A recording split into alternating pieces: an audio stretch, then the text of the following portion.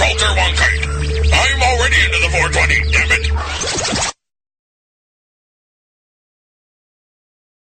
So what are you doing? Nothing? Why not? Trying to get on this Lifestyle Radio website. Sounds like a cool website. Yeah, it's alright. Oh, wait, I might have it. You might have it. You're listening to Lifestyle Radio. The opinions expressed during this show are those of the individual participants and do not necessarily reflect the opinions of their associated organizations or Lifestyle Radio. You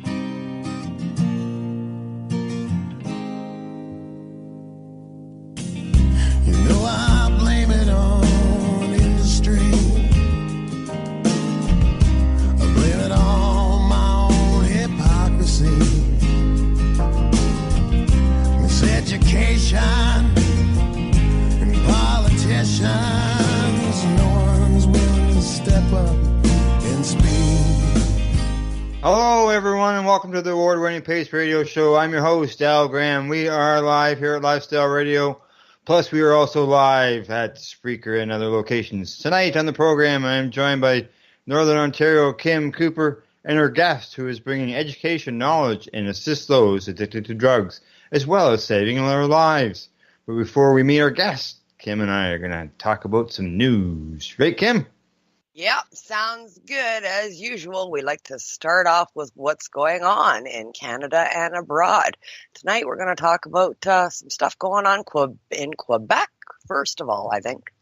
Yeah, sure. We'll touch on that first, and then we'll go to that other news article. And the thing about Quebec, we touched on this on the Reefer Reporters. They're banning selling products decorated with a cannabis leaf.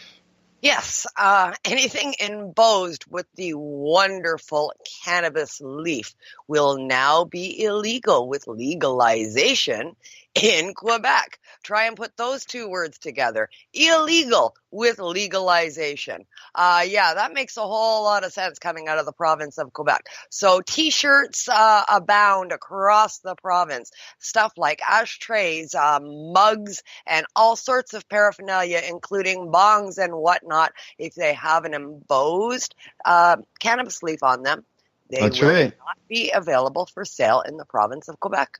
Yeah, under the Quebec law, all that stuff, logos, design, images cannot be used on a cannabis-related objects unless they are government approved. Yeah, and the only government-approved stuff is going to be stuff like logos. And federal government is discouraging company from using branded material such as cannabis leaves on their logos as well. So could this be the start of the disappearing of the good old cannabis leaf? I don't know. I can't see how this could be enforced. This would be like trying to enforce the amount of air you got in your tires of your car. Yeah, how many T-shirts currently exist in the province of Quebec with a cannabis leaf on them? What about the products that are natural and holistic products sold in stuff like grocery stores that have a hemp leaf on it, which is a cannabis leaf? Hand lotions and lip balms have a cannabis leaf on them because they're made out of hemp. All that whole hemp industry. Yeah. Would be affected by it, for sure, yeah. Well, apparently, they are going to enforce these regulations by having 31 extra inspectors, and they are going to be throwing out fines of $5,000 to over $62,000. And fines can be doubled, for repeat offenders. Yeah, so you sell 2 T-shirts twice. You could be paying up to $120,000 in fines for selling those T-shirts, even though you've been selling those same T-shirts for 50 years. Yeah. Another one of those silly laws. Welcome to legalization. Yeah. All right, let's move on to our next one. Yeah, the next one is pretty cool, and it's breaking news. Yeah, you just sent it to me just moments before we were about to go live. So what's this about? This is a company that has actually previously been featured on this station. It's called Ahlot, A-H-L-O-T.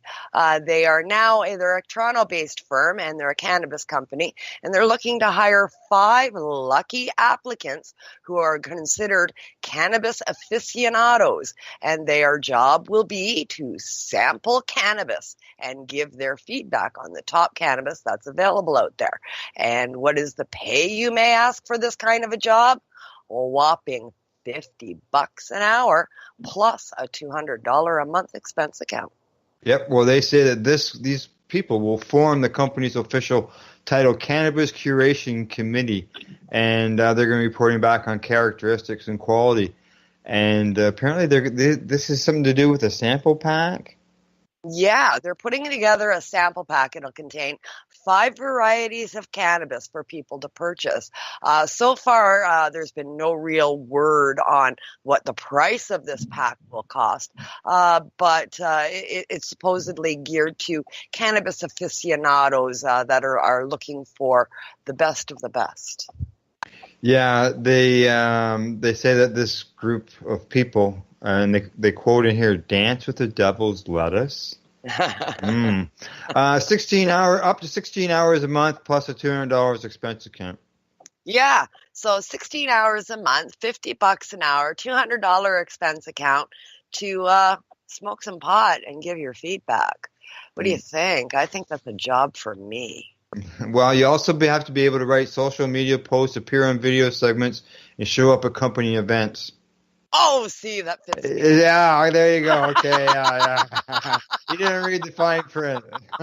Fits me like a glove. You know, it's made for me. I'm going to have to get in touch with this company, I think. Yeah, but excellent to see this kind of, entrepreneurialism coming along with legalization. So much different than the flip side of Quebec, right? Yeah, well, I haven't heard of that. You hear about trimming jobs and stuff like that, but I haven't heard of that part. All righty. Well, what do you think? Guest time? I think so. We've got a lot to talk about tonight. That's right. As I mentioned earlier, our guest tonight is bringing education, knowledge, and is assisting those addicted to drugs as well as helping to save their lives. We'd like to welcome Neil Magnuson to the Pace Radio Show. Hello, Neil. How are you? I'm very good. Well, thanks. Thanks for having the program. Thanks for having me on. Hey, we appreciate you coming on and, being involved in the program and helping to educate our listeners about, not only what's going on in Vancouver, but, when it comes to harm reduction and the benefits of cannabis for people who are addicted to drugs. Great. All right, Kim, I'm going to throw the questions over to you, hand Neil over to you, and as always, I'll just jump in as we go along.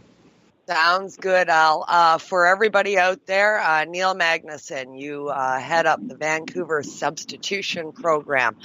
You are a very near and dear friend to Miss Sarah Blyth, who has been all of the rage in the news lately with the situation that's going on in Vancouver. Neil, last time you were on the show with us was back in May, and we talked in depth about the Vancouver Substitution Program and all of the wonderful good it's doing for the addicted and the addiction problem that's happening in Vancouver's Lower East Side down there. Things have been going along well. You've been getting great feedback, accolades coming for the program to Sarah and to yourself, into the branch offs from it, from all parts of government, local, far and wide. And now this event took place this last week. Friday, you guys were raided. What the hell's going on in Vancouver, Neil? Well, my program, the Cannabis Substitution Project, was not raided. It was Sarah's. She runs a similar program to ours, started right around the same time, a little bit after ours. And the cops today said they don't want to characterize it as a raid. But they went on Thursday. There were some officers that went through the market where Sarah operates her tent there, and she has cannabis edibles available to people. She gives some away depending on the situation, and she also sells some. to cover the costs, because there are costs involved, and to also give some money to the workers that she has to help to distribute it. So the police came through on Thursday, and they saw her table there and said that would not be tolerated. And then they came back on Friday, half a dozen of them, and they seized all the stuff. They tried to, arrest somebody, but nobody would take credit for whose it was. And it's a horrible thing. I just can't imagine that they would do that. They say it's because they just will not tolerate, a breaking of the law in the selling of cannabis. But the breaking of the law and the selling of all these street opioids and other drugs that are killing people seems to be tolerated. So I don't know what to think of this. I don't know who's behind this. I don't know if maybe some of the LPs, pulled some strings and managed to get them shut down because they don't want things distributed outside of their monopoly. I don't know what it is. Sarah's running for council. Maybe there was some political stuff in behind the scenes. Certainly it's horrible, and anybody with a half an ounce of a brain on the police side should recognize that all they did was send people back to the streets for drugs that could possibly kill them, and they could be responsible for those deaths. My goodness.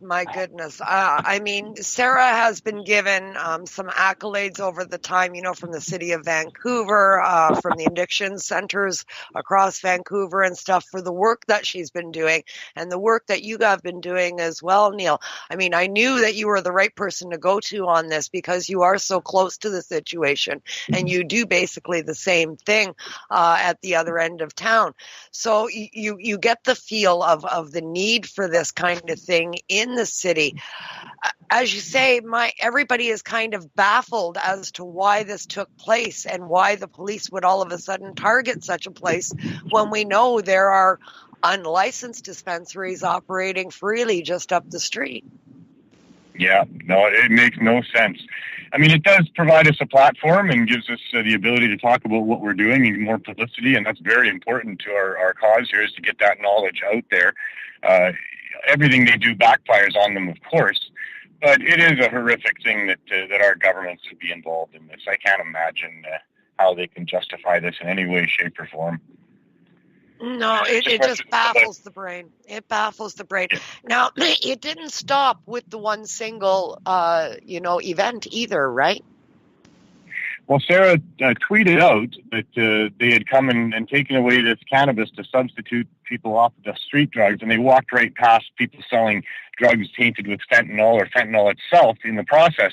And so the VPD responded to that tweet, and as if it wasn't horrible enough to come down and seize the cannabis that people would be using to not use street drugs, they threatened her in front of people to tell them who these dealers were that she was talking about. Well, of course, she wouldn't comply, but they certainly put her life at risk by doing that. If one of those dealers happens to get popped in the next couple of days, are they not going to blame her for that? So I think that's just even more unconscionable and horrific than the original act. And now they've come back and threatened her again and said, we'll arrest you if you continue to do this.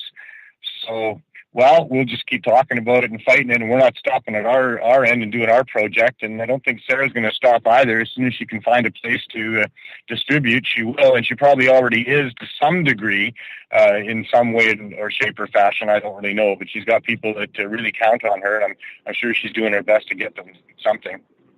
Yeah, it's a very sad day. It is extremely sad day. So many people rely on this stuff. They're desperate to get off the opiates, and cannabis truly helps them achieve that. We have so many people that are happy with their cannabis edibles that we distribute. We've been doing it for over a year and a half now. We gave out about 200 care packs last Sunday when we were there. We're going to have as many as that again tomorrow morning. We go Thursdays and Sundays twice a week, and people are coming from far away to our lineup. They're also sending friends from far away to come and stand in the lineup to get them something, and sending us a huge thanks for doing what we're doing and telling us that it's helping them with so many different aspects of their life, not just getting off of the opioids, although that is the main impetus of what we're trying to do. But as you know, cannabis is very helpful to people with the managing of pain, with sleep disorders, with all sorts of other ailments that might befall people. So. Absolutely. Yeah, we're not going to Yeah, I can I'm sorry. personally attest to that. It's Okay. extremely, extremely helpful to get you off the opiates and to manage your pain in a more natural fashion, for sure. Now, I noticed on social media many business owners reached out and were appalled and did go on social media, and they restocked you guys pretty quick, right? Well, there again, it's not us. It's not the Cannabis Substitution Project. It's Sarah Blyth with High Hopes. And I know Dana Larson was there right away restocking her, and I'm sure that High Hopes was there restocking with gummies as well. And I'm sorry, not High Hopes, Move the Movement. And I really want to give Move the Movement a huge kudos for helping us with our project and for helping Sarah.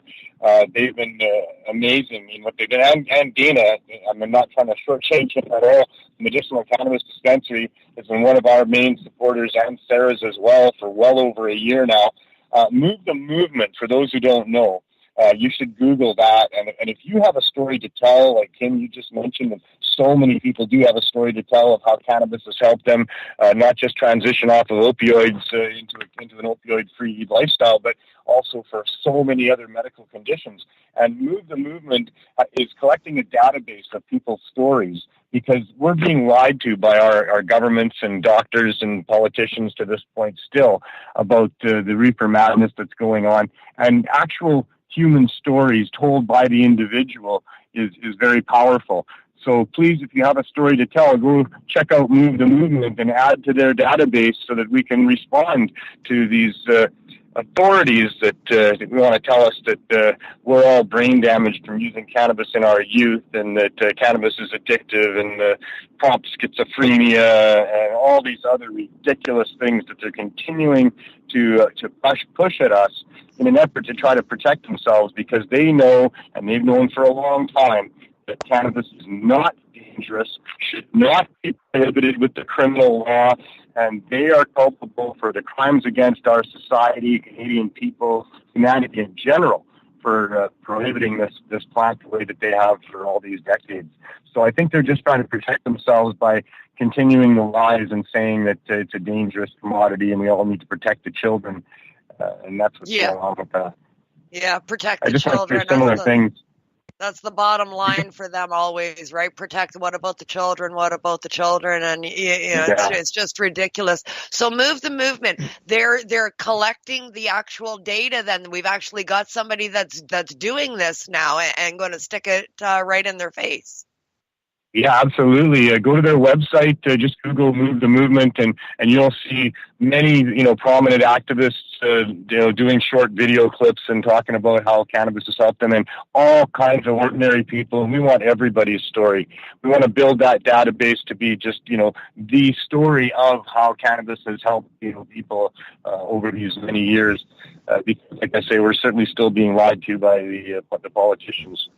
I have registered with them. I have registered with Move the Movement. Oh, excellent! Oh, I'm glad to hear that. I got my code. I just haven't got it in yet. Oh, good. Oh, I'm going to have to look them up for sure. It's good to see that somebody is collecting this data, because, that is the one thing that they always say, and they come back to that. Oh, we don't have the studies. We don't have the data.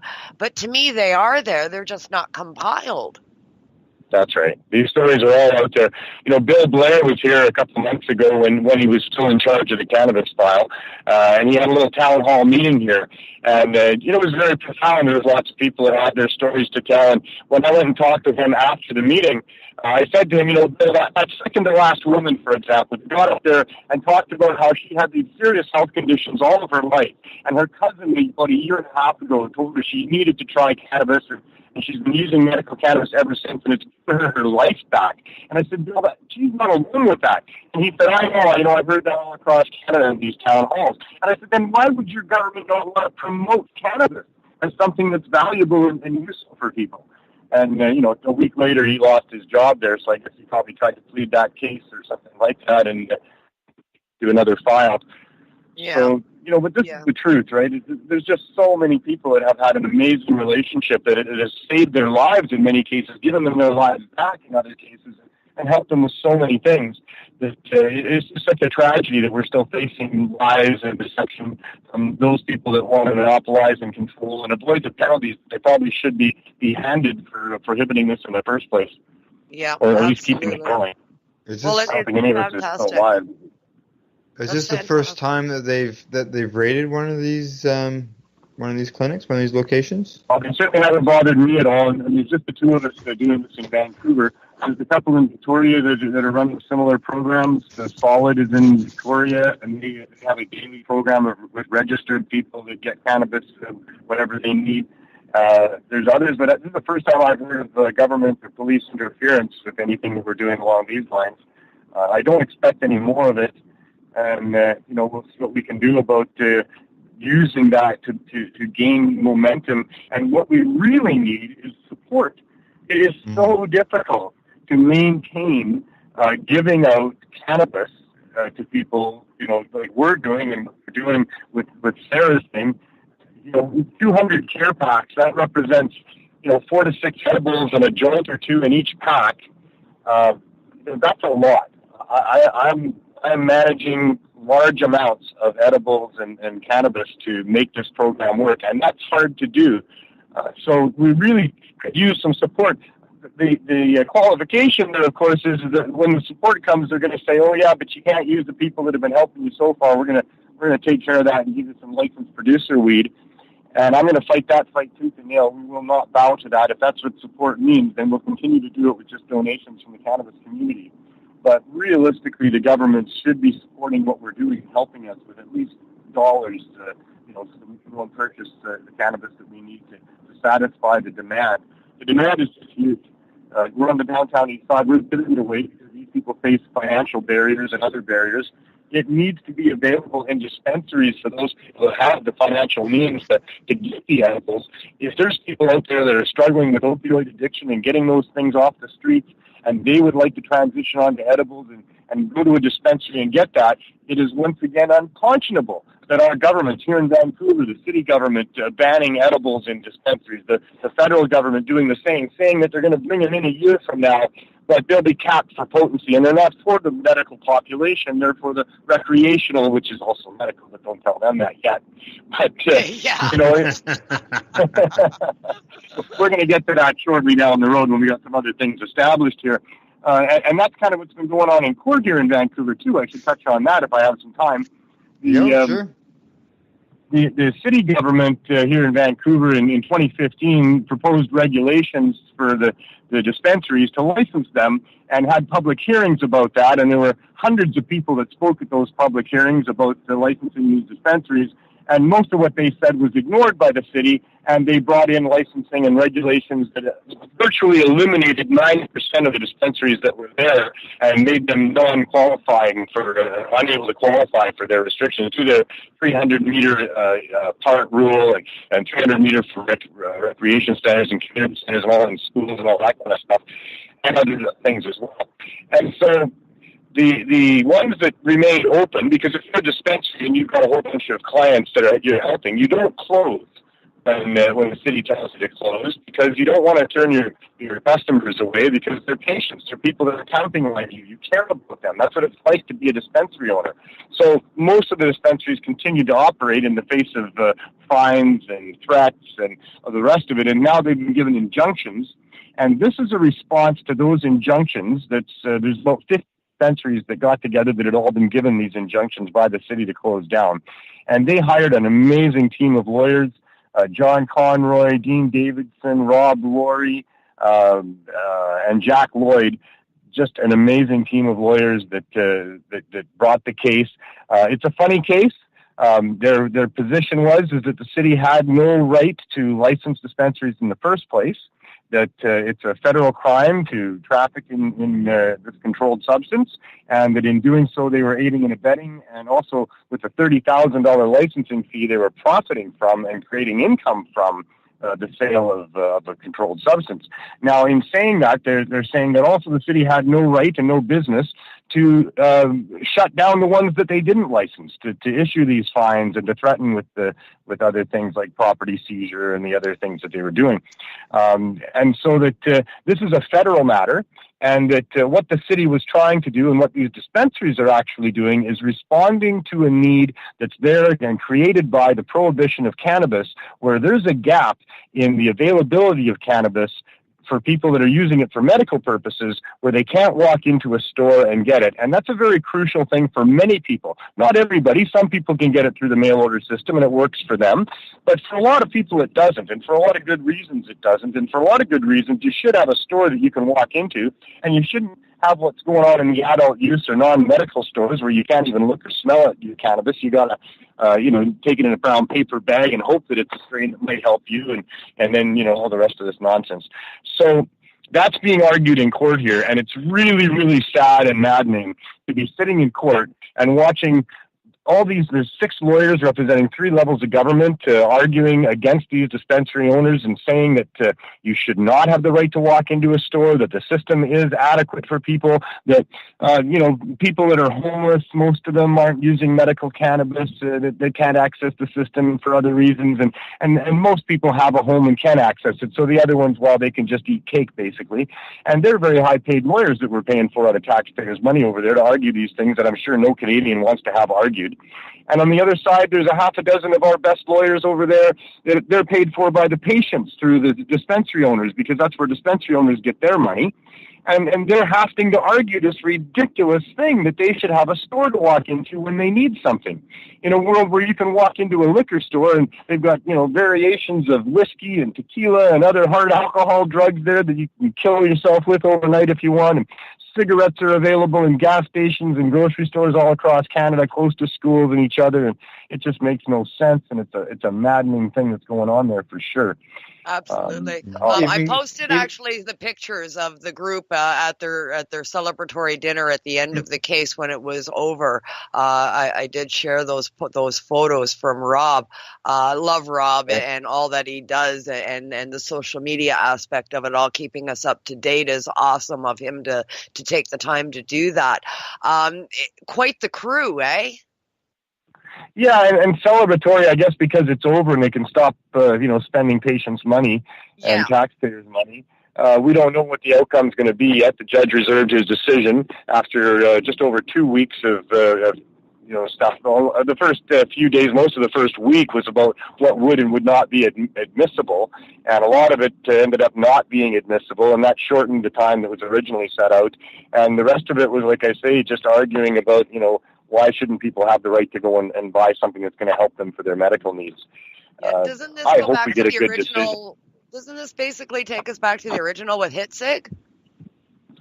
All of that was brought up in court and referenced a few times. The whole history was brought up by John Conroy, right through the Allard decision and the rest of that. It was a funny case. Like I say, they said the city, had no right and they were profiting, aiding and abetting. But, that's from a legal point of view. They also covered that, this is a strange way to bring this case, because from a moral point of view, what the city was trying to do was possibly the right thing. Although, like I said, the regulations made it so that 90% would have to close down. But, let's give them the benefit of the doubt, maybe, that they really did want to try to allow people to have access through something that wasn't completely illegal. We'll see what the judge rules. The case is about, it's a charter challenge on Section 7, Section 2, A and B, and Section 15. I thought the lawyers did a pretty good job of arguing, for the freedoms that we should have in a free democratic society. But we'll see. I didn't like the demeanor of the judge very much. He seemed to be stuck in the past. He seemed to believe that everyone in Canada believes in the rule of law and just obeying these bad laws, and that people should have a doctor to give them permission for things that are only serious to use cannabis. And he made those statements in court. So a little concerned about him, being old school, conservative, closed-minded guy. I don't know. Yeah, so personal bias coming into play to influence the ruling, perhaps. Yeah, that's the thing. These people are judges, and they're the ones who get to decide. And as was demonstrated in court, there's a whole range on either side of an issue that could be considered in making these decisions. And I'm sure he can justify whatever it is he says up there, at least in legal speak, if not in real terms. And, it could be open to appeal by both sides depending on the ruling. And the ruling really has implications right across Canada for the way that municipalities are able to impose bylaws and deal with things like not getting a license to do something like selling cannabis. Yeah. So, yeah. Oh, yeah, for sure. It's countrywide ramifications with a charter challenge every time, right? I hope the government lawyers were listening and that they're going to bring that back to the government itself, that, win or lose in this case, there is a real need for people to have a storefront to walk into that is for medical purposes. For sure. Not this, for sure. Yeah. I mean, how can they have it for non-medical use and then say that patients don't require it? It makes absolutely no sense. Well, patients are allowed to grow for themselves, and patients are allowed to get somebody else to grow for them. And the online system, that's what they say, is good enough. But really, when you compare it to pharmaceuticals, and now we're talking about harsh things that can really have a potential for addiction, and they can have potential for overdose and death and many other nasty side effects. These things that doctors control, and maybe many of them for good reason that they control, because they are dangerous like that, and they should be given out by a healthcare provider with proper instructions as to dosing and the rest of it. But cannabis really shouldn't be in that same range of things at all. It's a natural healthcare product. It's one of the most benign of all and one of the most helpful of all. But as far as its level of danger goes, it's one of the safest therapeutically active compounds known to man. That was a ruling by DEA Judge Francis Young in 1988. And it is that. So, all this fuss and nonsense, as if it's very, very dangerous, and, we all need to be protected from it. And, oh my goodness, you shouldn't probably be able to walk into a store. And that's kind of what the judge said. He said, well, so right now we have it controlled for medical patients that they have to have a doctor confirm that they have some serious illness. And then if we just have a store where it's available, well, who's going to know whether or not people are properly screened or supported by their doctors? And, maybe just anybody could walk in there. And it's just ridiculous, nonsense. It's a plant, right? And it's never killed anybody. It's a plant. We must be close to your break. And on that note, we must be getting close to your break. We are. I see that joint in the ashtray calling my name over there. Yeah. And my tab tool is calling my name. So on that note, Mr. Graham. All right, Neil. Before we go into it, when we go into our commercials, as a past guest, you probably know us. We play a little bit of music, a little bumper music, and we try to match that to our guest. Well, tonight we're not going to have music, but what we've got is a doctor from the U.S., not from the U.S., from the U.K., I believe, Dr. Jamie Bridge, and he's going to talk about people who are addicted to drugs. And these two, they're going to have one at the beginning and one at the end of the break. And one talks about the people, and you were talking about this also earlier, the opinions that people have in these situations. They've got this, already predetermined negative opinion. And he's going to talk about that, and he's going to talk about the drug they use to help people who are going through an overdose. It's not Nabalo, but Nab. I'm just trying to think what it's called. Narcan? There it is. That's Narcan. So, and it's going to talk about that as well. So, a little bit of education going in and out of our commercial breaks we're going to hear tonight. So, all right. Then after that, we'll continue our discussion with Neil Magnuson. This is the Pace Radio Show. We are live here at lifestyleradio.net. Hey, this is Cheech. And this is Chong. And you're listening to Lifestyle Radio. What is it? Lifestyle Radio. Say it one more time. 420 Radio? Ooh. Please hang up and try again. You're listening to Lifestyle Radio. Regardless of what you may think of people who use drugs, and we have to face it, most people have an opinion about drug users. It's very rarely a positive opinion, unfortunately. But every single person who dies from an overdose is somebody's son, somebody's daughter, somebody's brother or sister, somebody's mother, somebody's father, somebody's friend, somebody's loved one. These are people who are dying, and what makes it even worse is that these deaths are preventable. These deaths can be avoided. Man, have you been to Canada's yet? Canada's, Campbellford's premier cannabis culture shop. They've got bongs, oil rigs, grinders, and papers. Everything you need for consumption. They've got seeds, soil, nutrients, and dome trays too. Everything you need for cultivation. Get top quality seeds from top suppliers like Canuck and wholesaler Nexus. Canada's. They've got all kinds of awesome cannabis novelties, clothing, and apparel. I know, right? It's a lot more than just a bong shop. Interested in gaining legal access? Canada's can help. They're a PACE information center. You know, people advocating cannabis education. Come by the shop and check it out. Bridge Street West, Campbellford. Canada's. Have your say without saying a word. Canada's.ca. Are you looking for cannabis news, education, and people's opinions? Are you looking to learn what Canadian and international cannabis advocates are doing, not only now, but what got them to this point in their lives, and what does the future hold for them? Do you want to learn how patients are using cannabis as their daily medication, or learn how their cannabis use helps them with their medical condition? If you answered yes to any of these questions, then I'm going to suggest to you to tune in to Lifestyle Radio. Catch their live weekly shows and have your questions and concerns answered and find the experience you're looking for. Monday, catch your weekly news broadcast with the Reef Reporters. Then on Wednesday, get several hours worth of cannabis public education. We get things started with Cannabis and Coffee with Tamarawana. Finish up your evening with the award-winning Pace Radio Show with Al Graham and joint host Kim Cooper and Alicia Yashishin. No week would be complete without tuning into Friday night's program, the 420 Radio Show featuring Al Rapp and the 420 Radio crew, Mary Jane Baker and Marcel Gignac. Cannabis is a lifestyle, and you can catch all your cannabis lifestyle information right here at lifestyleradio.net or at our sister site, 420radio.ca. This is Northern Ontario, Kim Cooper. Catch me on The Reefer Reporters, aired on lifestyleradio.net. Available for replay or download on Lifestyle Radio or Spreaker.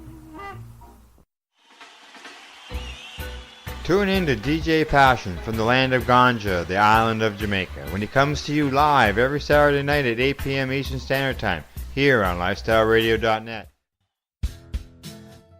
Canada, the time to act is now. These days, your customers are seeking variety. Increase your earning potential by expanding your inventory with CC Nexus, Canada's largest cannabis seed wholesaler. CC Nexus stocks over 60 reputable breeders, including Canuck seeds, with a wealth of autoflower, regular, feminized, and CBD strains. All first-time customers will receive a free pack of Canuck seeds, plus a mug, t-shirt, and additional promotional materials. Add strains and increase your profit with CC Nexus, your Canadian-owned and operated wholesaler of cannabis seeds. Discreet, worldwide stealth shipping from Canada, supporting you locally. Call today, 1-844-843-7995, 1-844-843-7995, or visit us at ccnexus.global. What happens in an overdose is the heroin, because heroin is a depressant drug, so you take it because it kind of depresses your, some of your functions. When you have too much of it in your system, that depression goes too far, and it basically depresses your breathing to the extent that you effectively stop breathing, and that's what causes a fatal overdose. What naloxone can do is it goes into the brain, it goes to the opiate receptors in the brain, and it blocks them, basically kicking out the heroin, and therefore immediately reversing the effect that heroin is having. So it can immediately reverse that depressed breathing, immediately get someone breathing again, which was that, at the beginning of that video, that deep intake of breath that guy took. That's your sign. When you're dealing with an overdose, that's your sign that the naloxone has kicked in and that guy's going to turn it round. That's your sign.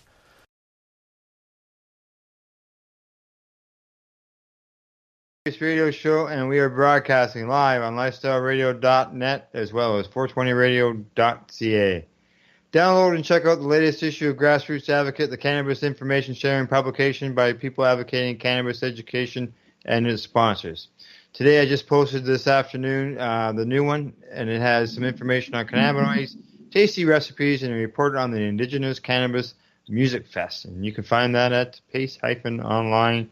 Today on the program, we have Neil Magnuson of the Vancouver Cannabis Substitution Program, plus my joint host, Northern Ontario, Kim Cooper. Well, you two, we just heard there on the end of the bumper there as we're coming back about the medication that is administered in order to help save the lives. We were mentioning that back just before the commercial, Neil. Before I hand you back over to Kim,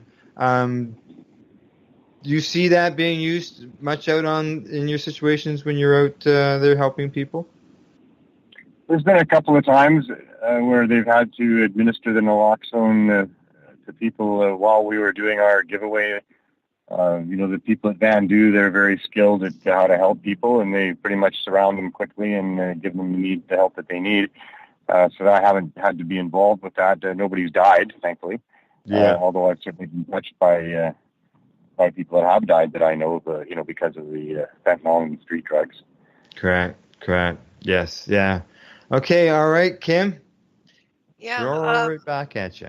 Yeah, thanks, Al. I think you'd be pretty hard-pressed in today's world to find somebody that hasn't been touched in one form or another by addiction, either through family or friend at this point, right?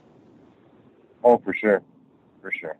Yeah, I mean, it's a widespread issue across the country. It's not just happening in Vancouver's Lower East Side. Yeah. As I was mentioning to Neil during the break there, I'm in a small town, and like we read about situations of people passing early at a young age, and you sort of had some of the background knowledge on what was happening, and it's sad.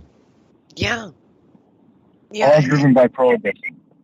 Yeah. It's all driven by prohibition.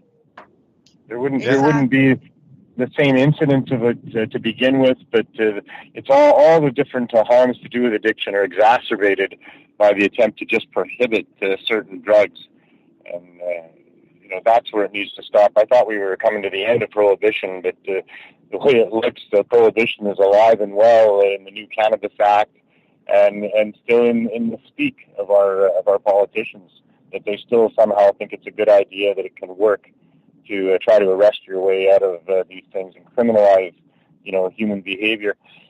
Addiction is driven by people that have a need that they're filling. It's primarily the result of childhood sexual abuse, many different other forms of trauma that people face in their lives, usually early in their lives, but not always early in their lives.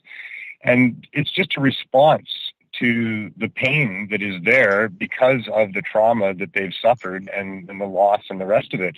And addiction comes in many, many different forms. What we do about it as a society should not be deciding that, the criminal law should be involved with people that are suffering. The people that are on the downtown east side and people that are suffering from opioid addiction, for the most part, I mean, there's other ways that people become addicted to opioids, but for the most part, it's because when they try that, it helps with the pain that they're suffering, the emotional pain, either outside physical pain, inside emotional pain. And that's where that starts. So we need to treat these people like they're the abused children of our society, not the bad people that made bad choices and they should have just made better choices in their life, and because they didn't, we're going to use the criminal law against them and punish them, and all the other things that we do, the stigmatization. Yeah, well, trauma leaves a hole, right? I mean, that's what it does. Yeah. It leaves a hole, and we have the internal need to fill that hole.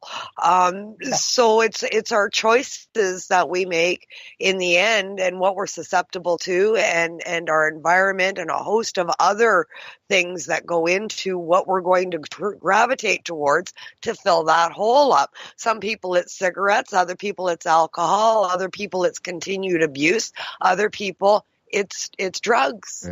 Yeah. Dr. Gator Mates, he does a real good job of talking and describing this in the movie The Culture High. Yeah. Gabor Maté is an amazing doctor. He's where I gained many of my insights into these things as well. He works on the downtown east side, as I have for many years as well. I'll see people post online, like on Facebook, and on a story about, something along this situation. And they'll say, they should just let them all go out and just die. What are they trying to help them? They're doing this all on their own. And I shake my head, and I'll use a link, like, Dr. Gatormate's video, and send that to them, or post it, or whatever. There's a lot of ignorance, and a lot of that ignorance is also driven by, our governments and their stance on it, the stigmatization that they propagate. They're still doing the same thing. They're propagating stigmatization with cannabis now. They're still talking about how, you can't use it. They shouldn't be using it under 25, says the medical profession, and people can get, damaged brains. I mean, I told Bill Blair that I think he's guilty of a hate crime. For saying that I and my friends who used a lot of cannabis in our youth, that now we're somehow brain damaged. And so, this is just very wrong on all these different levels still. We've got a lot of fighting to do. It's not safe to use as a patient unless you're over 25, but you can go out and use it recreationally when you're 19, 18 in some provinces. Yeah. So they don't hesitate to give it a shot. And there's no uproar about any of that, but oh my God, cannabis, and as we all know, I mean, cannabis is a part of our human body. It's a supplement to our endocannabinoid system. It's in mother's milk. It's an important part of development. You don't start, you don't all of a sudden need to supplement your cannabinoid system when you turn 25, and it certainly doesn't damage the brain. And if anything's damaging kids' brains, it's alcohol, it's getting into their parents' pharmaceutical cabinet, and it's telling them lies and confusing them about what's right and wrong.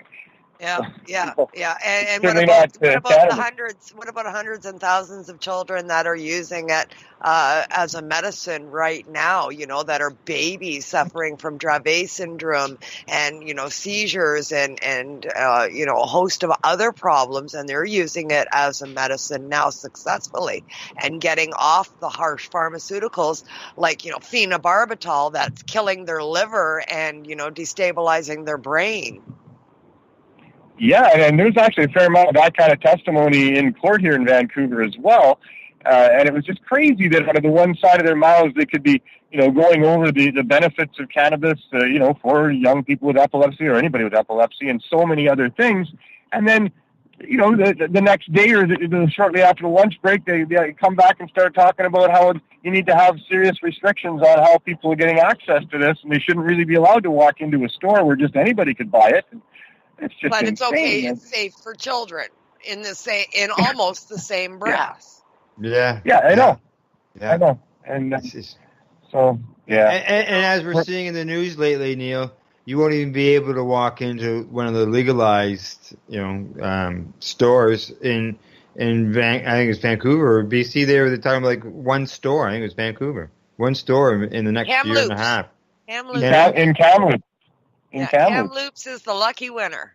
Yeah. And all the illegal dispensaries until they shut them down, eh? Yeah. Because just because a dispensary is probably illegal, I would think there's still going to be people going in there just because October 17th maybe. A lot of them won't even understand that they can't go into the illegal dispensaries. I'm sure they're not going to put a sign up. Yeah, I'm wondering if you can speak on that at all, Neil. What's the vibe down there in Vancouver, in downtown core there, where all the dispensaries currently are? Come October the 17th, are they shutting down? No. The ones that won't get a license are not going to shut down until they're forced to shut down. And that's the purpose of this court case, and the rest of it is to try to stay open for as long as they can. There are, unfortunately, in my opinion, many of the dispensaries in Vancouver that are aligning themselves with the federal and provincial and municipal regulations to try to become licensed under the system. And they are they've stopped selling edibles or anything that would have conflicted with that or got them in trouble, many of them.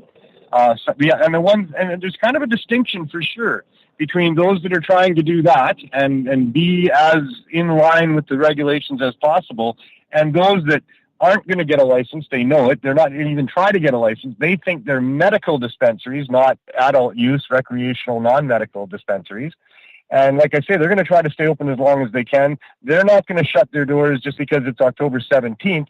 They're going to shut their doors when the police come and threaten them with jail and seize their product. And then they may open up the next day again, because that's kind of what you do when you got a bunch of people relying on you and you think the law is wrong and you got support. So we're still in for a long battle ahead with these illegal dispensaries versus the legal ones.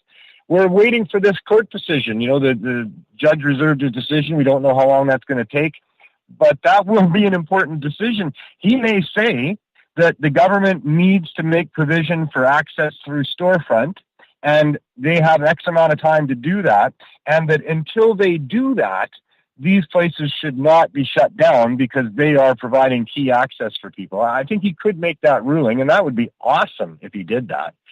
But if he says, nope, you know, the government can do what they want, you know, these places are illegal, they should shut down.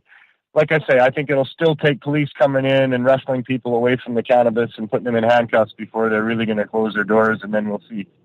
Yep. Because, I mean, right now, as you say, it's serving a need. Right now, dispensaries that are available, they're serving a patient need. That's where we get our edibles. That's where we get our oil capsules. That's where we get our Rick Simpson oil or our RSO or our whole plant remedy or whichever terminology you choose to use for that product. There are so many that mean the same thing. FICO is another. You know, I mean, these are all medicines. They're not there for intoxication. This is all about patients. That's what this is about. And there are people right now that are sick, that are really suffering, and they're really scared. They're really worried that they're going to lose the access that they've had, that they are not going to be able to access that online system. It's not going to meet their needs. Well, yeah, because let's just so people are aware, in case anybody is listening is not aware, under the new legal regime after October the 17th, all of these products disappear because they're not available through the legal system, right? Well, they're going to disappear in that they're not going to be available in the legal system. They're going to still remain available through, you know, the different channels that the cannabis communities in Canada have always used to get their medicines. Yeah, but LPs aren't so you're not. The LPs won't go to like an illegal producer and get our oil or get our edibles. That's not legal yet, right? Well, there will be oils capped with potency apparently, and there will be edibles a year from now. And not only have they promised that, but they're required by their own legislation to make sure that happens a year after October 17th. They have to have edibles available for the recreational market, but they're going to be capped for potency.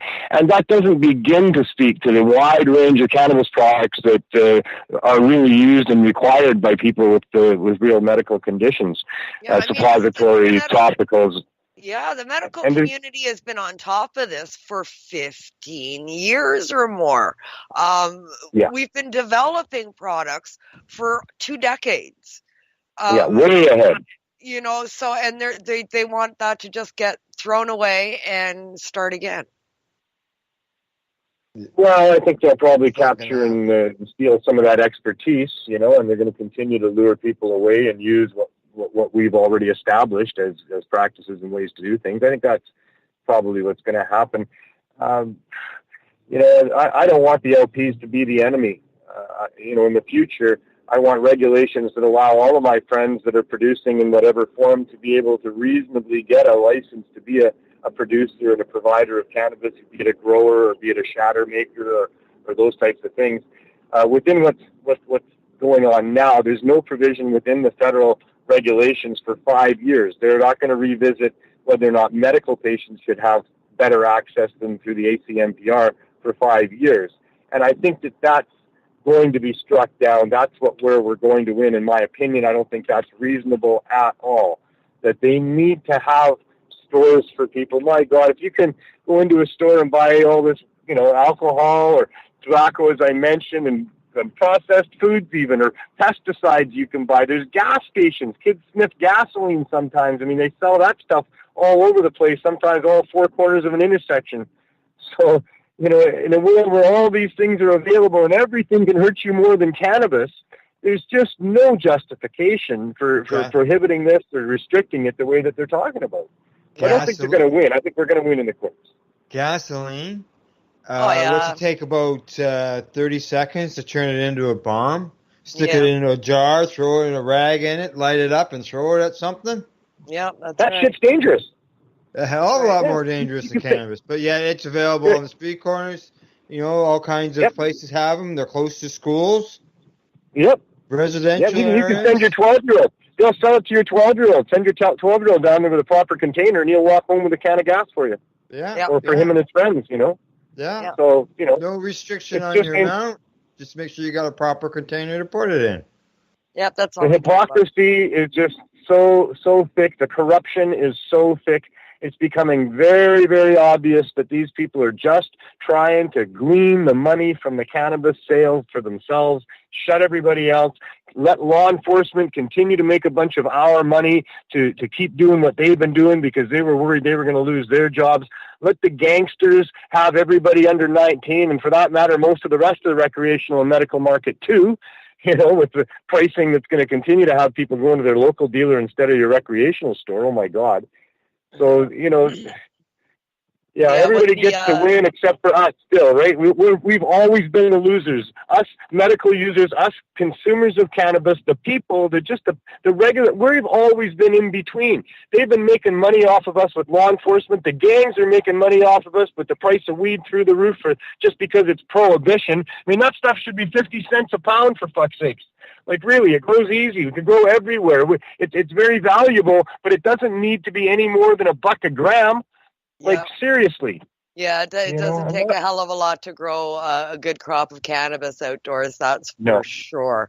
There's no question about that. The price inflation, it's caused by prohibition for sure. So that covers bucket the beer in Ontario, right? Yeah. So you got to get a bucket of beer. We want $1 a gram. Yeah, that didn't last very long.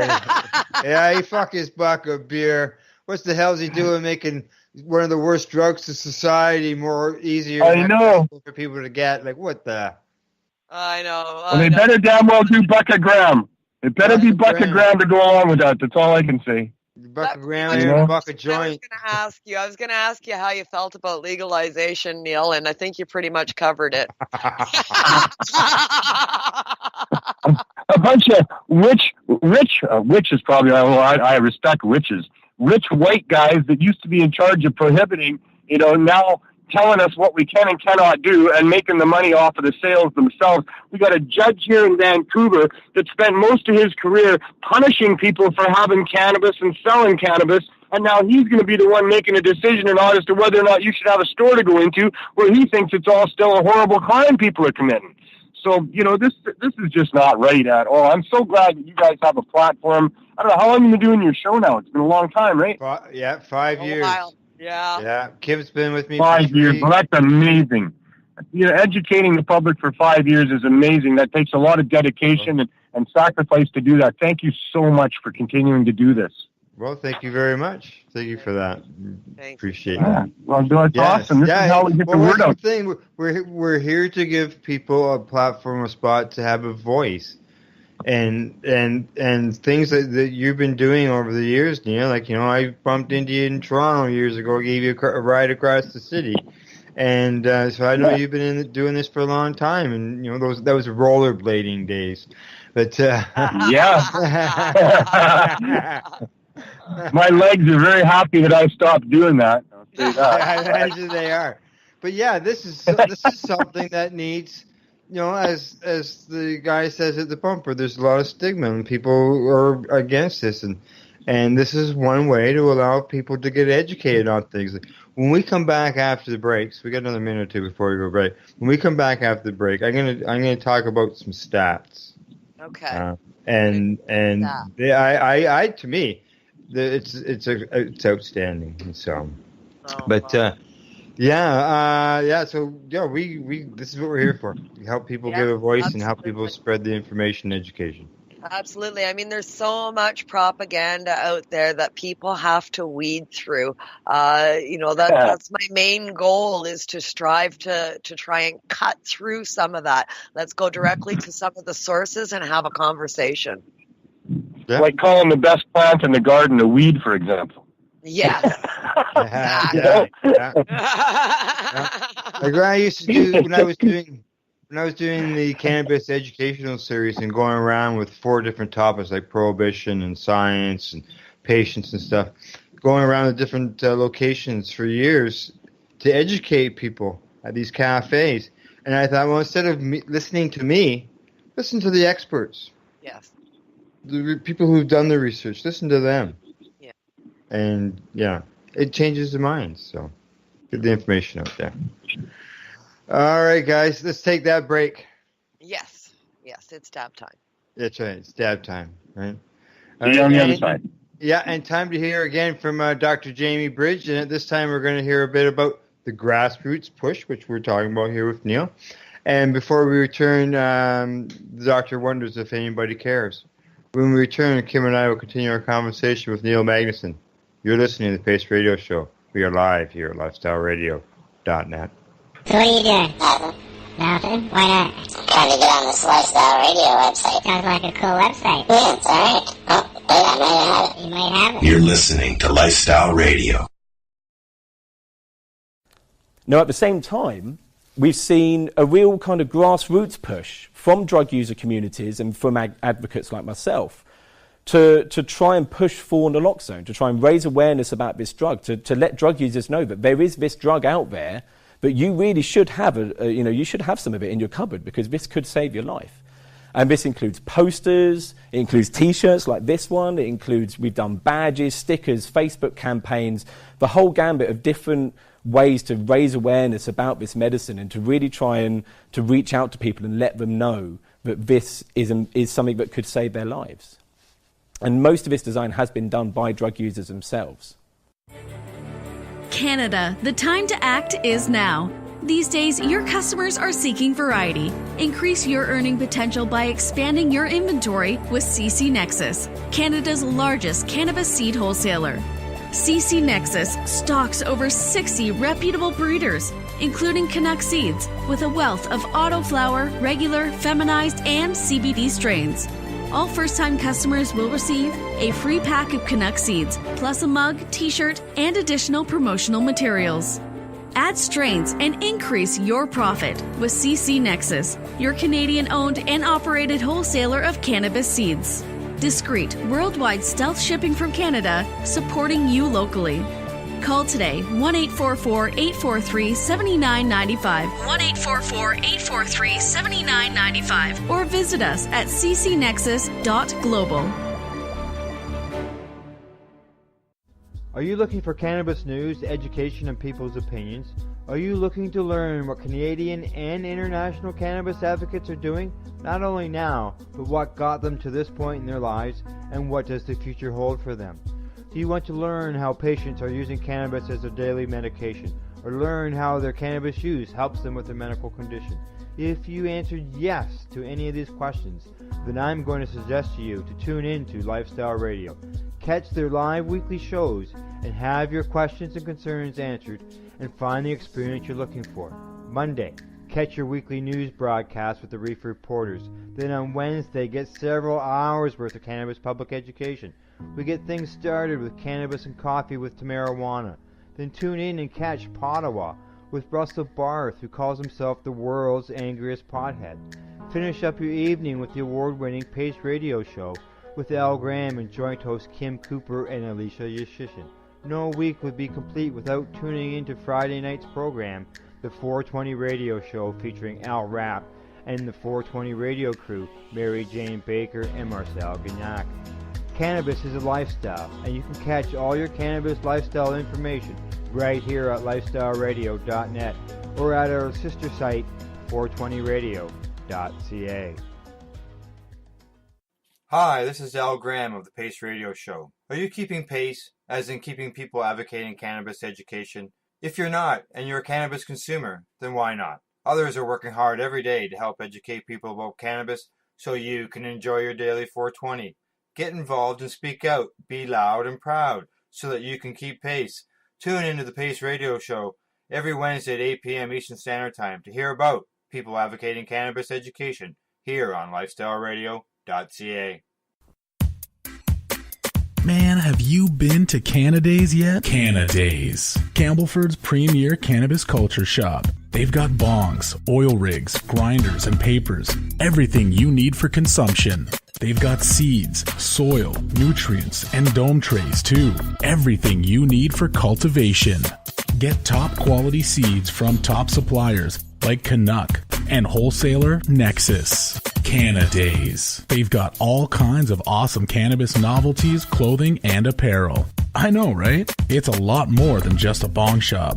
Interested in gaining legal access? Canadays can help. They're a PACE information center. You know, people advocating cannabis education. Come by the shop and check it out. Bridge Street West, Campbellford. Canadays. Have your say without saying a word. Canadays.ca. But there is a genuine message here. If any other population of people had a 32% increase in death rates in 1 year, there'd be inquiries, there'd be media coverage, there'd be outcry, and there'd be people saying, well, what are you going to do about it? But because this is drug users, no one cared. It didn't even make it into the newspapers when that data came out. No one cares. And this is why I'm here talking about it today, because we need people to care. We need people to see that these are lives that are worth saving. Hey, we're back. Welcome to the Pace Radio Show. Tonight's bumper audio was from Dr. Damie Bridge of the UK. The audio was from his Rethinking Overdose Intervention lecture. And you can find that on YouTube by searching for Rethinking Overdose Intervention. Today in the program, we're joined by our guest, Neil Magnuson of the Vancouver Cannabis Substitution Program, plus my joint host, Northern Ontario, Kim Cooper. Okay, you two, before the break, I mentioned something about some stats. Yes. Now, this raid that we were talking about earlier, that was with Sarah. She's part of the Overdose Prevention Society, correct? Right. Yes. Okay. High now, Hopes. Pardon me?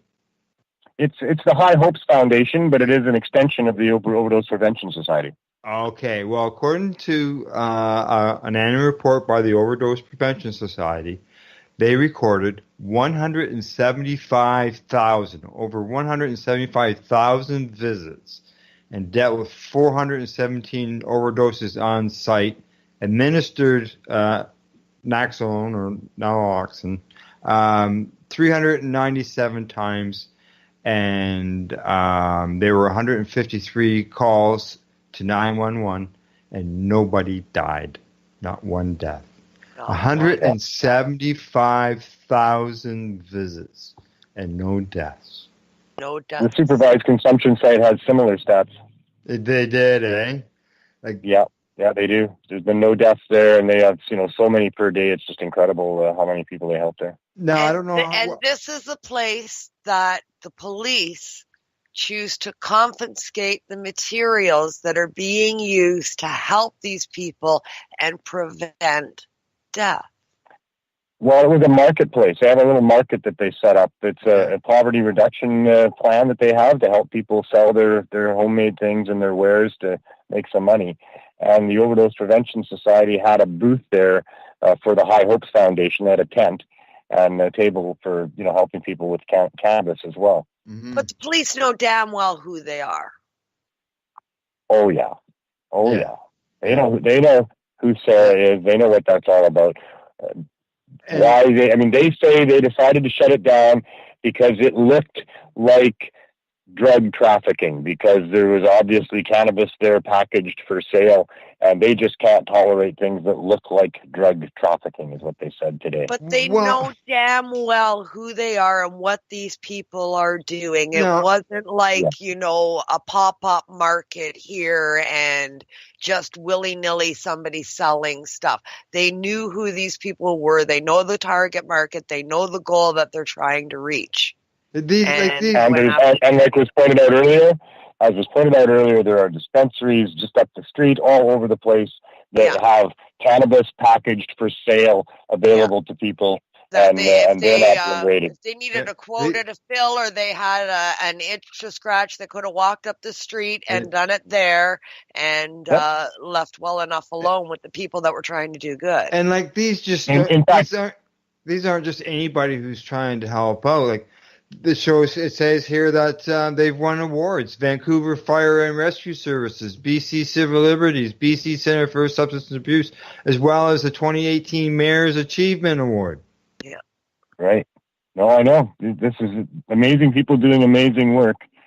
I have no idea. I mean, in fact, the dispensaries that are selling edibles, just like what's going on in that market there, they're selling them at regular full price. What Sarah had going on was $2 a piece, basically at cost, less than cost. And using that money, she doesn't take the money. That money goes to the person that she has working at the table, who obviously now was risking their liberty in doing so and deserves to be paid for sitting at that table. Thank God the police didn't arrest them. Yeah. Yeah. So, it makes no sense. Who's it making money for, I guess, is the big question. The little bit of money that was being generated isn't for profit. It's to go back into operations in order to keep sustainability. I mean, every nonprofit has to generate some funding somewhere in order to operate. Nonprofit doesn't mean everything comes for free. Oh no, you still have to buy all kinds of stuff. We have to buy lots of stuff for our project too. Right. And every time that they sell an edible or give an edible to somebody, that's some sale that isn't going to be made by the guys selling the fentanyl shit on the corner. They're taking money directly out of those guys' pocket. Well, that sounds like a good thing to me. Yeah. It might not sound like a good thing to that guy's boss who's on the corner selling drugs. I'm not sure who that guy's boss is or who his boss might be, but I think they're pretty high up people that are making a hell of a lot of money on these people that are buying that shit. And so, maybe they're behind why Sarah's little operation was put out of business, because they're cutting the grass of the fentanyl boys. Yeah. I don't know who that might be. That brings me to another point. I'm glad you brought that up. There's been a lot of theory being tossed around. Something that was mentioned to me a couple of times, you touched on it a little bit at the start of the show, and that's the fact that Sarah is running for council. Many are saying, could this be political in order to tarnish her, to thwart her efforts in that run? Yeah, it absolutely could be. And the other thing the police thought they had a big fish with was there was some powder that was in plastic containers that were on the table too. Well, that's kratom. And kratom is well known to help people as well. And if that's what's helping you and you want to have that available to people, I think that's a good thing. We haven't done it with our project, although I've been approached to do that, because it's the cannabis substitution project, and I want to keep it basically that, and that's the fight that I'm fighting. But I'm in favor of people having access to kratom if that helps them, offset the use of opioids or help them with their pain or whatever reason they might want to use anything. A lot of people are like free to use whatever they want. It's kratom is all the rage right now. A lot of people talking about that stuff right now. Well, it has some benefits like anything, but it also has some downsides as well. I actually tried some on Cannabis Day because I was in a lot of pain, my back and my legs. Those rallies take a lot out of me. I'm up at 6 a.m. helping to organize stuff, and I've always done that. So I was in a lot of pain towards the end of Cannabis Day, and one of my friends who had kratom there, she said, well, hey, man, this will help you with that.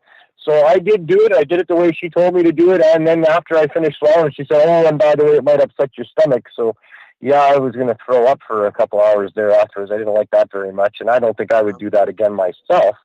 But, it's everybody's right, or it certainly should be in a free country, and even if countries aren't free, it's just because the dictator is a criminal and kidnapped people. But here in a free country, it's everybody's right to do whatever they want. If your back hurts and you think that weed on the side of the road might help you, I mean, it's nobody's business but yours. If it's poisonous and your friend knows it's poisonous, he should say, hey, don't take that, that's poisonous. And if we got a society with public servants, then the servants should say, hey, that's dangerous and might not want to eat that. But other than that, it's nobody's right to stop anybody from consuming whatever they want, especially if they're trying to address pain and suffering with it. And if it didn't work for everybody else, it still might work for that one person. And this is just a real crime against individual sovereignty and society in general to prohibit, whatever drugs people want to take. If there's behaviors that result in people taking drugs that are criminal, then punish those behaviors and do whatever we can to educate people about drugs that have potential for addiction and use, education and reason with people. Nobody wants to be addicted to drugs. Nobody wants to be, especially hiding behind dumpsters, shooting needles in their arms and living their life that way. That's not what anybody would choose. But, we live in a world where all of that is the result of trying to prohibit drugs and saying, don't do these drugs and do these drugs. And we're all being lied to and manipulated. And it's all about making money for these drug makers and, taking money out of the pockets of these, more colored people in most cases. It's just a sad state of affairs that should have been addressed a long time ago. Here we are, it's 2018 already, coming to the end of it. And we still haven't figured out that drug prohibition is just a racist, corrupt scheme that doesn't work at all if you want to actually curb drug abuse in your society. It kind of makes you want to scratch your head and say, really? Yeah. The world is upside down and backwards and inside out. It has been ever since I realized it and decided let's do something about it. The world is fucked up. We're trying to unfuck it. Cannabis just helps people figure out the truth. That's one of the things that they're scared of with cannabis, is that people think about things when they use cannabis. Nixon said these young people sitting around smoking marijuana and thinking about things. We can't have that going on, and for good reason, because it is a vehicle to ethics and reason and truth that they're afraid of on that level as well.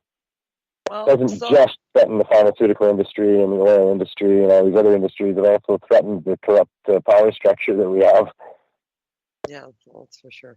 Well, with all of this, with the raid, with them coming back and threatening, and what's the bottom line here? There was no charges laid against anybody. Is Sarah taking any action against the police for what they've done, or is it just sort of, well, it's over now and we're carrying on and not letting it stop us? Yeah, I can't speak for Sarah with things I don't know, but she's told me that they will continue somewhere, somehow. They're not going to stop. I certainly believe that about her, and she's not alone, right? I mean, she's got a support group, but she's got a big support network that's kind of on the outside that she doesn't even know about. That's probably coming to contact her now and say, "We're there for you." I'm sure her program will continue. The mayor had a meeting with the police to find out about it. They came up with some lame. They released a statement today saying that it's because it looked like it was packaged for sale and they can't have that. But I suspect they won't be back to bother her again. And I know that she will continue in some fashion to have that available, and as openly as possible. We want to float these laws. We want to be in their face with it. We don't want to hide in the shadows and be secretive and act like we're criminals about this. What we're doing is the right thing. We're saving people's lives, for God's sake. And I'm sure that many of those officers involved, have been touched by the overdose crisis, and they're probably thinking twice about what they're doing too. For myself, I ended up down there at the lunch break from court on the Friday when the raid happened, and I got a couple of different VPDs in my sights and managed to yell and scream at them until my voice was just about hoarse, and got it off my chest anyway. I didn't know there was, but yeah. I've been doing this for too long, yelling and screaming at police. And, what the hell? They're hurting people. In this case, they could be killing people. And certainly nobody there sitting at that table making cannabis edibles available to addicts is killing anybody.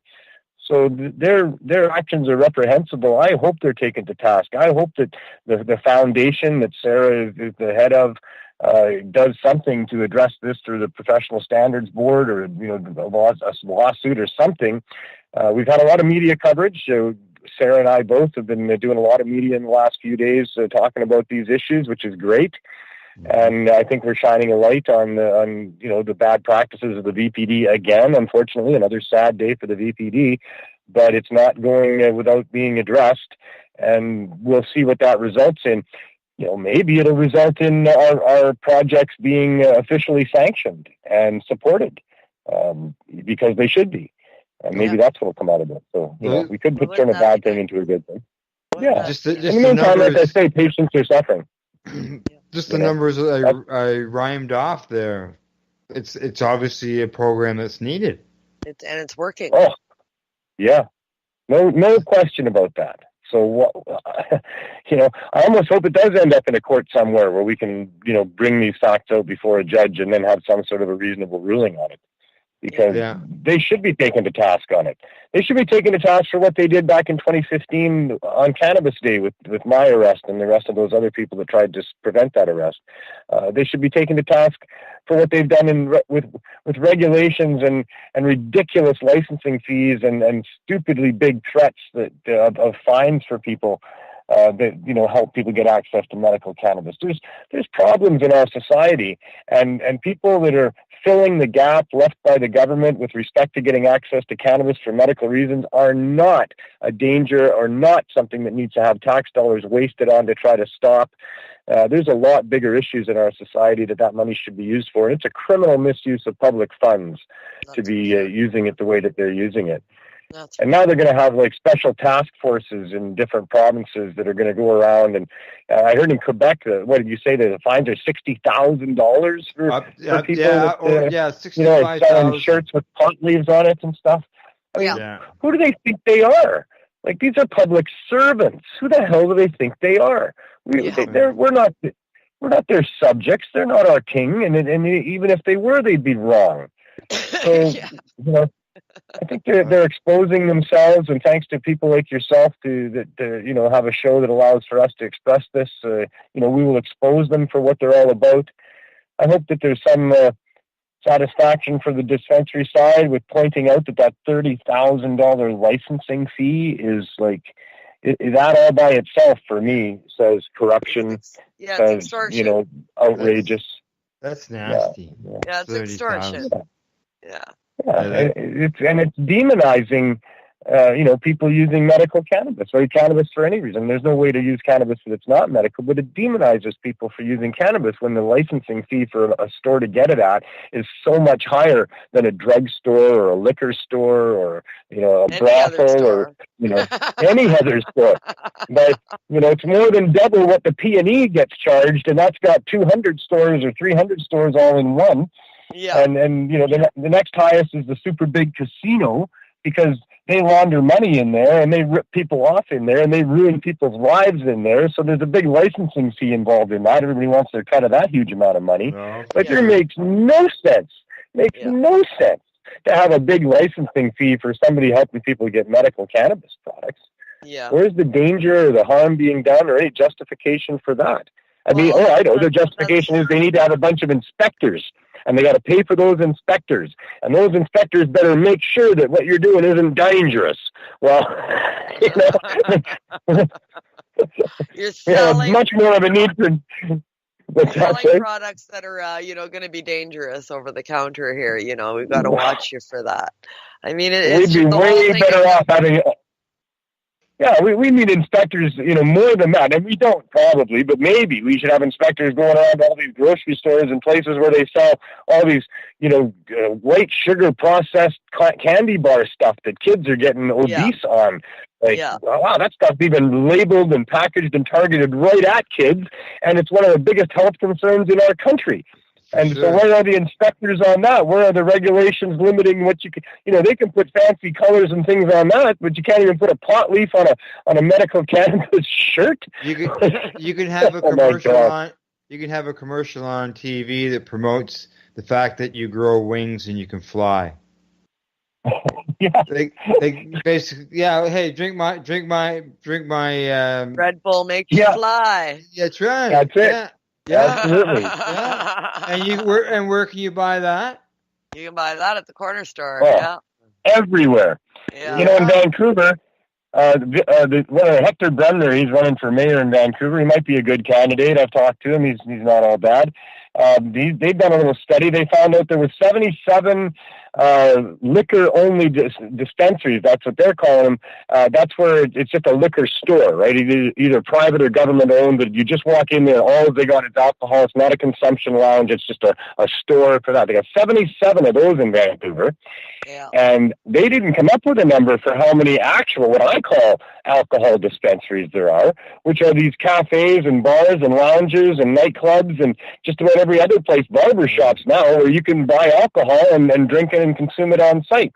Those are the real alcohol dispensaries. How many liquor licenses have been given out in the city? Tens of thousands. Yeah, Tens that of would be. thousands. You could get that through freedom of information access, couldn't you? How many? Yeah. How many? Liquor license. I'm sure that's public record. Yeah. I'm sure that is. Yeah. It's how many people have applied for a liquor license? And I'd like to know how much money they're spending talking about not allowing hardly any licenses to sell cannabis. Like, it's just so much public money is being wasted on this. As we mentioned earlier, there's one. You got one store. It's going to be up in Kamloops. That's in Kamloops. I was talking about Vancouver. You're still better off than Ontario. We're looking at April.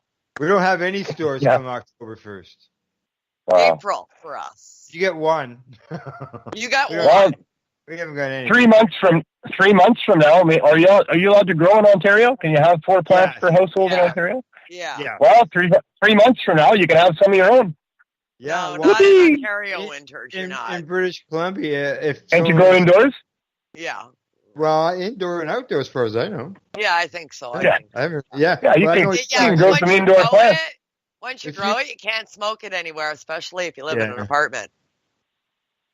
Yeah, you won't have it for New Year's, but you can have some 3 months. What if you do an auto flower? Auto flower, you get an auto flower by New Year's, couldn't you? Yeah, you could probably get you probably could. Yeah, you could sell them anytime you want. You probably could have some of your own stash by Christmas.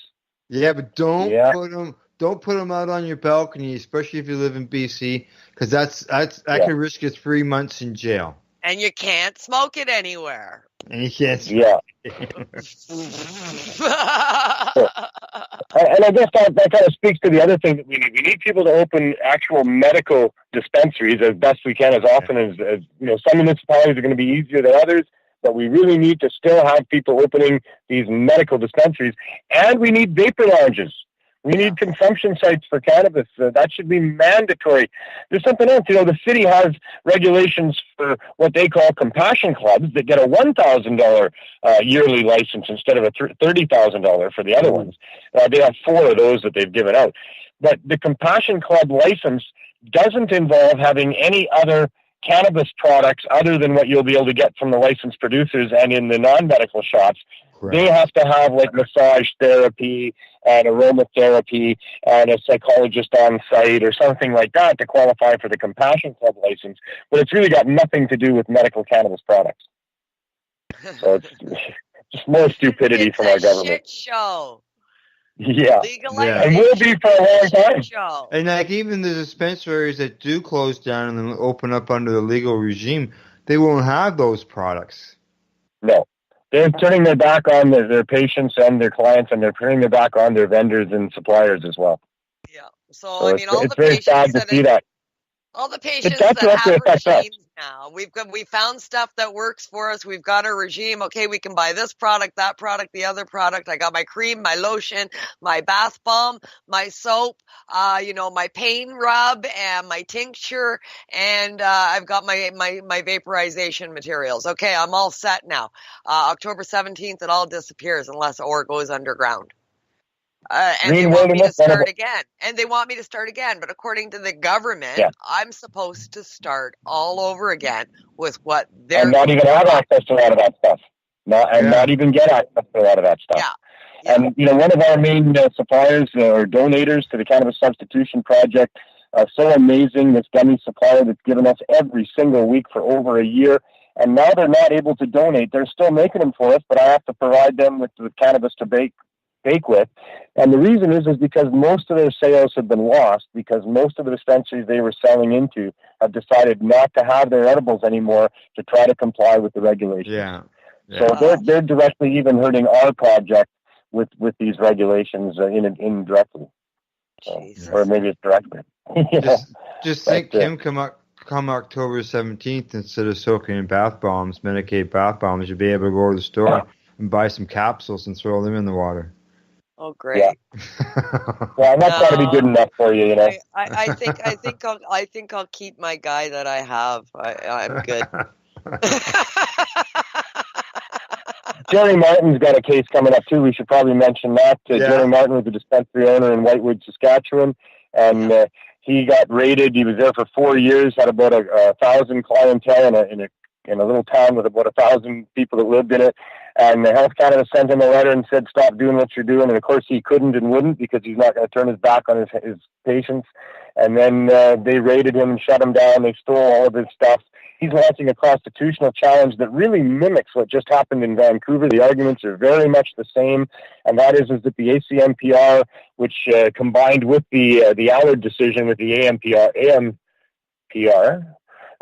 was not adequate for many people, because they either don't have a home, or they don't have a computer, or they don't have a bank account, or they don't have a credit card, or they can't switch LPs quickly, or they can't get it quickly when they want to. They have to go through a mail order system and get approval by their doctor, and they need to smell it and see somebody that gives them. All of those different things will be argued in this court case coming up probably about a year from now. They're having a preliminary hearing on February 20th in Saskatchewan. I'm not sure if it's Broadview that they're having that in, or if it's going to be moved to some other town, but you should keep track of that.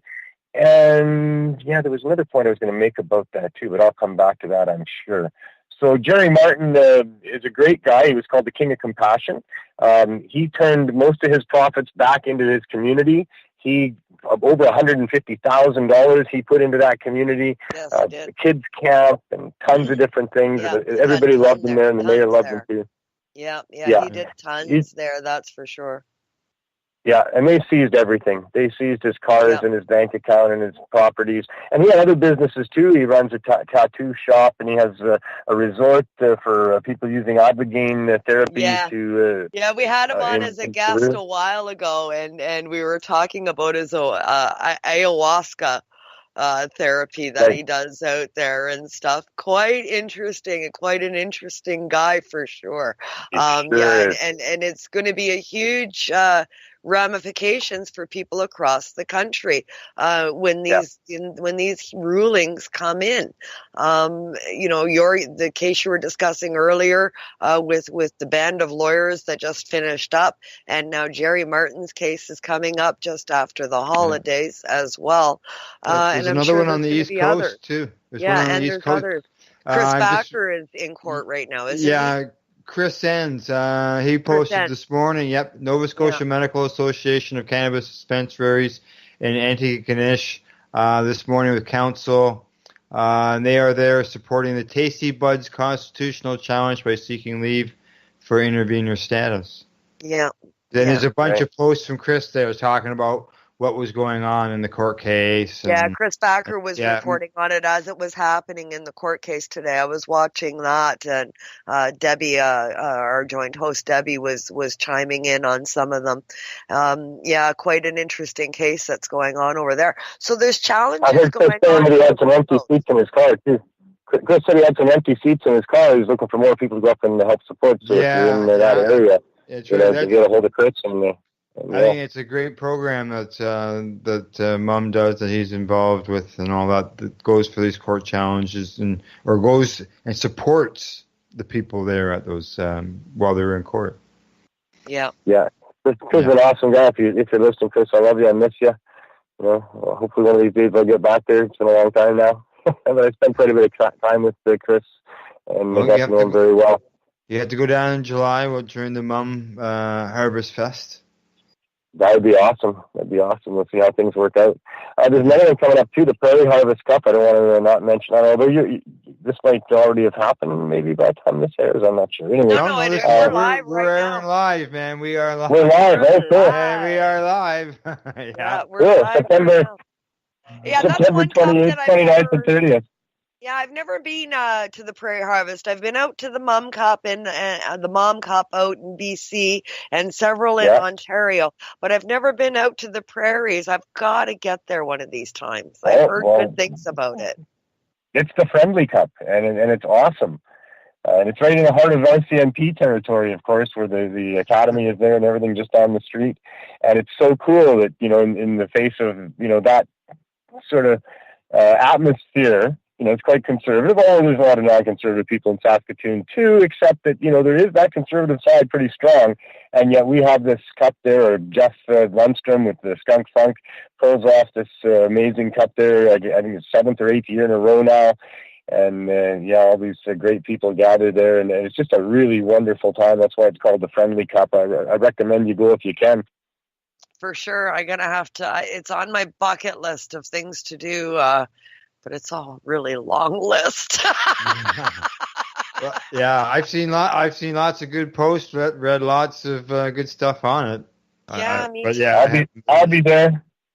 Yeah, I'll be there. I think Jerry Martin's going to go there as well. There's a lot of good people there doing nice.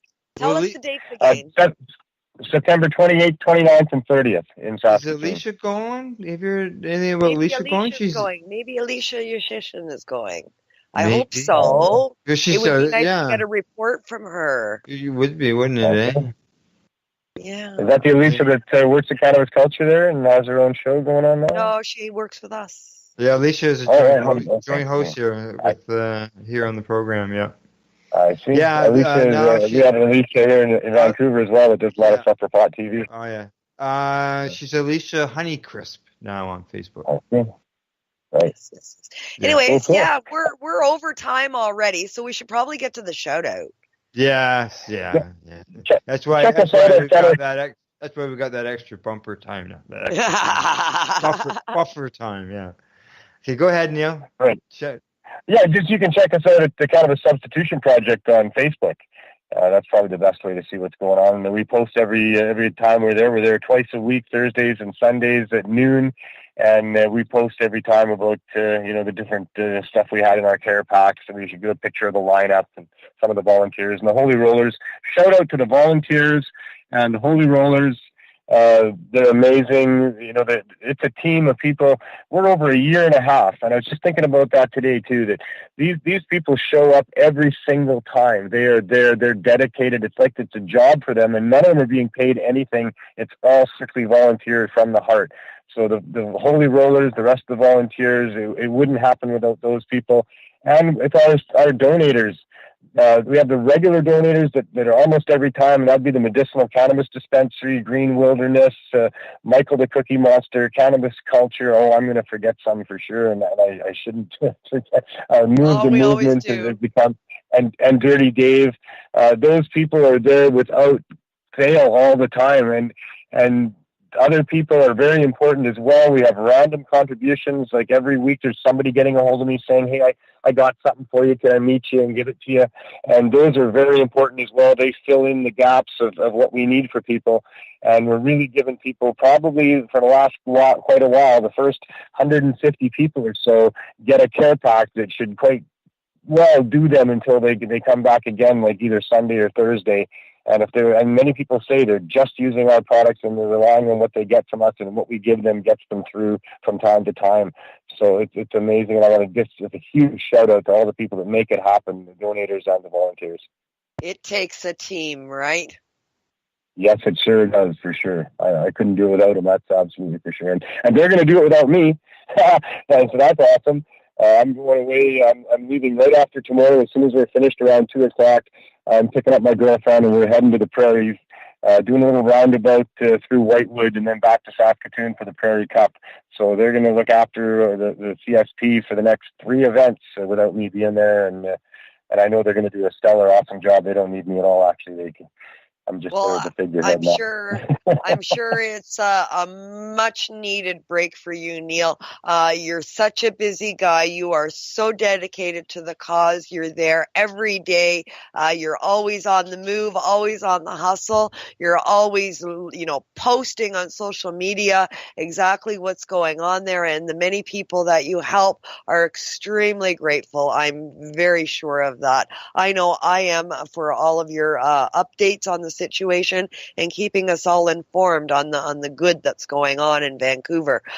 So I wish you much success in the future and enjoy your deserved break.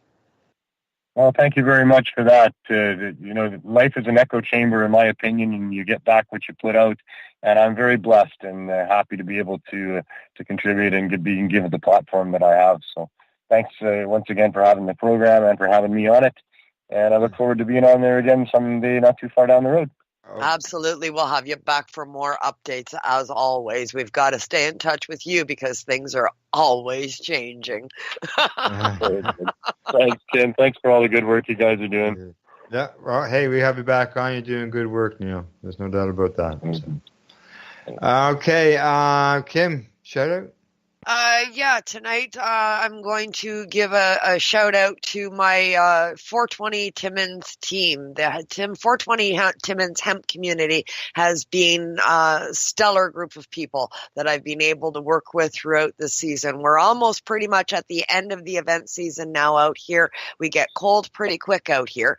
So we're pretty much coming to a close. We've got one more event happening that's happening before I go on the air next. So I want to give them all a shout out and say thank you for all the hard work, for all the events that we've put on in the Timmins and surrounding area, including, educational movie nights, 420s, GMMs, protests abound that we've done here in town, taking Timmins by storm like they've never seen before, and including our community contributions with our park cleanup, which takes place every 2 weeks in a different park. So thank you very much to Kayla Cameron, Luke Amiot, I'm going to forget somebody, Jacinth Jett, Kathleen O'Clair, Fred, and two of our mystery volunteers that choose to remain nameless. Couldn't do it without you. Thanks so much for your help. There you go. Grassroots advocacy work. Good stuff. Yes, it's always absolutely. good when you can put something into the community, that cleanup thing that you're doing, and people see that. Yes. Helps change the face of, what you see on TV when it comes to people who use cannabis. Yep, that's it, and that's what we're trying to do here in the north, across the north, and right here in Timmins where I live. Yeah. All right. Okay, this is just a reminder to everybody know that we're back next Wednesday with Debbie Stoltz-Giffen and her special guest. It'll be Debbie's second show when we return, so it'll be interesting to see who she has. You can find the Pace Radio Show on Facebook. We're on Twitter at Pace Radio, Instagram, Pace Radio Show, and we're on the web at Pace-Online. Thank yous as always to our sponsors, the friendly, helpful folks at CC Nexus. Find them at ccnexus.global. Canada Days for giving us a spot to help educate the people.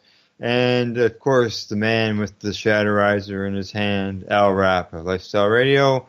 And a big thank you to Neil. Thank you for coming on the program and letting us know what's going on and updating our listeners and telling us about all the great work that's going on there in Vancouver between, with you and Sarah.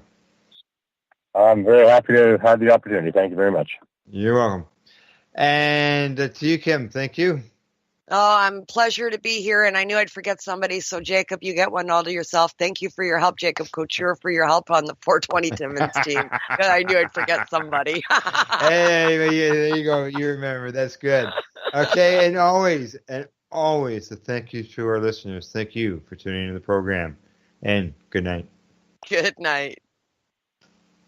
So what are you doing? Nothing? Why not?